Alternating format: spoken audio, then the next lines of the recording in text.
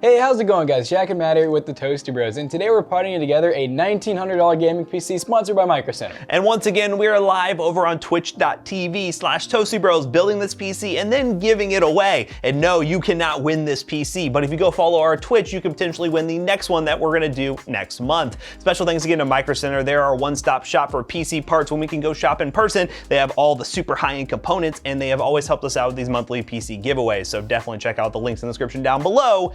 Yeah, that's about it. You wanna talk about each part and how it makes up this PC build? You wanna do that? Yeah. So for the CPU, we have the Ryzen 5 5600X, which once you guys see the graphics we're pairing it with, it's perfect. A 6-core 12-thread, and it's latest and greatest from 5000 series Ryzen. Now for the cooler for that 5600X, a little bit overkill, especially if you're not doing overclocking, but we have a 360mm Lee Galahad AIO. We don't use 360mm often because a lot of times they don't fit in the cases, but we just happen to have a case that's going to fit it, and it's all brand oriented.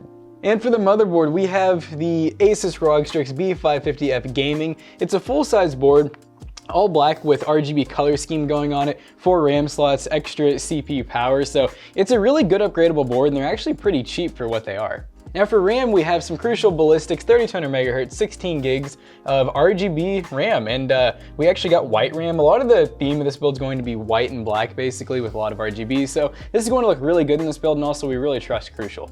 And for storage onto the motherboard, we have an M.2 NVMe SSD. It is a 1TB Inland Premium, which is a Microcenter brand. They have really good read-write speeds, and they're one of the cheapest drives you can get, so we highly recommend them. Now for the graphics card, we have the Gigabyte Aorus RTX 3070. Now, the 3070 is a really awesome card when you can actually get your hands on it, and paired with the 5600X, it's gonna be absolutely great for 1440p gaming and even some 4K gaming if you want to. And of course, we got the 3-fan variant with RGB all over it. It's gonna look great in this PC build. Now for the power supply, we have another Microcenter brand. This is the PowerSpec 650 watt SFX power supply. It is 80+ gold and fully modular. Now you might be wondering, why did we go SFX? Well, we have a case right here that is, well, it needs an SFX power supply. This is the 011 Dynamic Mini Snow Edition, which is a case that needs an SFX power supply, but can support up to full-size motherboards. It's kind of strange, but it basically is just a cut-down version of the very popular case, the 011 Dynamic, and we have the Snow Edition to match all the white components that we have for this build. And then we're gonna be adding some of these Lee Uni fans, which are the fans that like magnetically connect together. Kind of a cool feature, but really it's just Lee RGB fans that'll work well with this cooler and also this case. So overall, it's gonna be a really Lee themed PC. It's gonna be white, it's gonna be powerful, it's gonna be beautiful. Let's get right into PC build.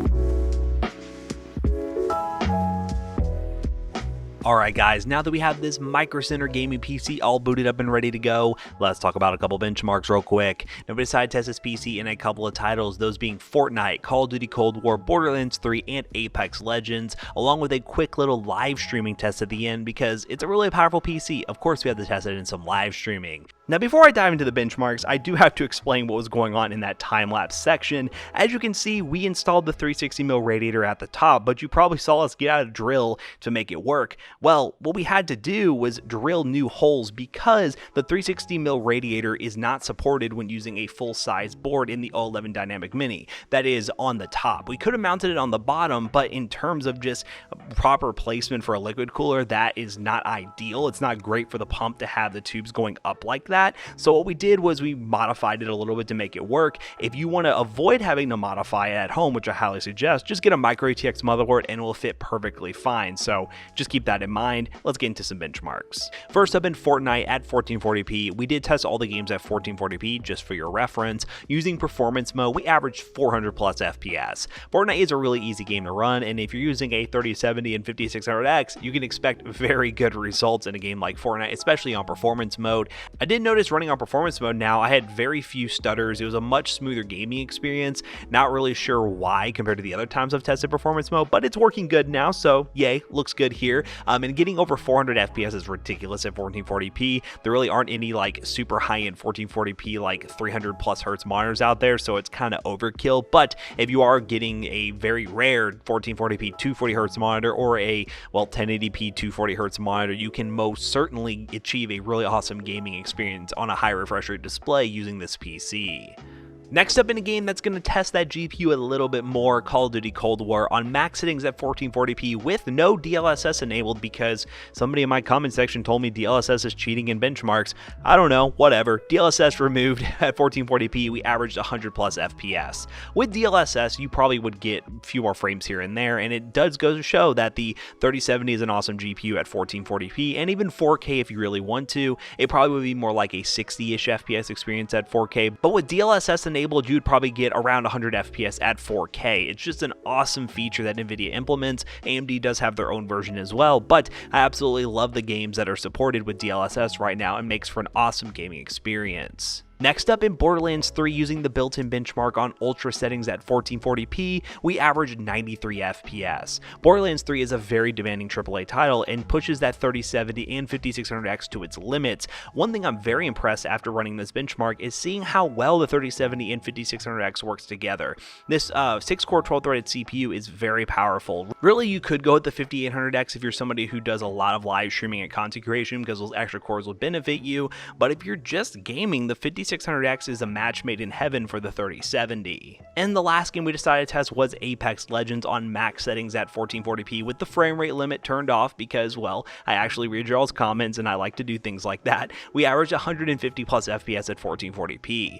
Overall, this PC performs very well for the money, but I was really interested in showing you how the NVENC encoder works for live streaming because I preach it all day, every day as the best way to live stream. Going with an NVIDIA GPU is your best option compared to AMD. So what we did was we fired up OBS, we ran a quick test stream, which is mainly a local recording using the same settings as I would if I was live streaming, which would be a constant bitrate of 7,000 kilobits per second at 1080p and 60 FPS obviously, and as you can tell, the footage looks pretty good. There is some modification you could do here and there to make it, well, perfect because these are really cut and dry settings, but NVENC is absolutely awesome at letting you play and stream on a single PC without any major performance loss, and we highly suggest you consider it if you're going to get into some live streaming and want to take it seriously. So if you happen to be interested in picking up all the parts from today's build, definitely consider swinging by a Microcenter and picking them up. That is probably your best chance to get this 3070 GPU at MSRP because, well, any other option is going to be really expensive,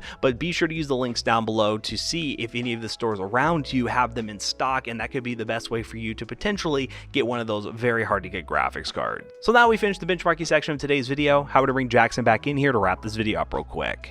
Alright guys, so you just got to see some benchmarking on this awesome PC, one of the best ones that we've gotten to build with Microcenter so far.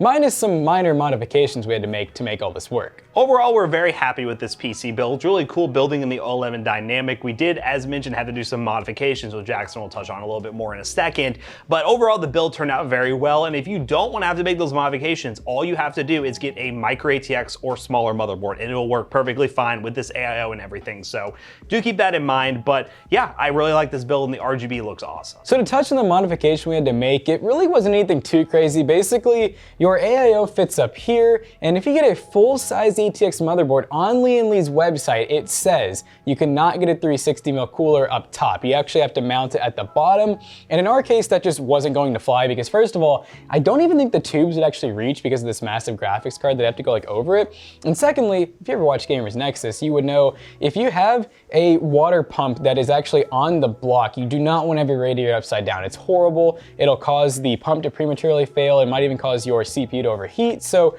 we were like, that's a no-no. So we basically just drilled 2 extra holes up top and then moved the radiator up a little bit. It did make it to where it's a very, very tight fit. And it is like borderline, like we don't recommend doing it, but it does work. And obviously, as you guys saw from the benchmarks, it stayed totally cool. So if you want to pick up any of the parts from today's videos, links in the description down below. Of course, go to your local Microcenter if you want to pick up these parts, because that is the best way to get a GPU and all these cool components the same day, especially if you're right next to one. Go to one. What are you doing? But also there'll be links to other websites as well. Can't guarantee good pricing, but there'll be links down below. They will be affiliate links and they will help us out. So as always, we hope you guys enjoyed today's video. If you did, check out our other 2 YouTube channels and also our twitch.tv/toasterbros. Do not forget to like, comment, and subscribe. And we'll see you guys on the next one. Goodbye.